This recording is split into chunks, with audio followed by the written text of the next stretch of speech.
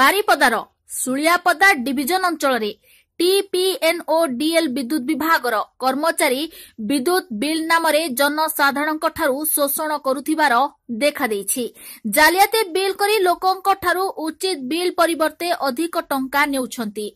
विद्युत कर्मचारी को पचारिबारु बिल न देले लाइन कनेक्शन काटी दिए जिवो बोली लोकंकु धमक मध्य देउछंती। तेबे आपण माने देखि पारुथिबे 19/2/2022 रे बिल थिबा 361 टंका किंतु कर्मचारी को शोषण नीति पाई 11/3/2022 को 2929 टंका बिल आसीछि, जहाकी उचित बिल ठारू बहुत बेसी।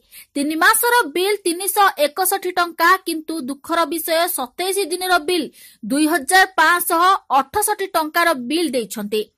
टीपीएनओडीएल विद्युत विभाग दुर्नीतिग्रस्त कर्मचारी उपरे कार्यानुष्ठान नियंतु एवं लोकंकु उचित बिल देई उचित टंका नियंतु।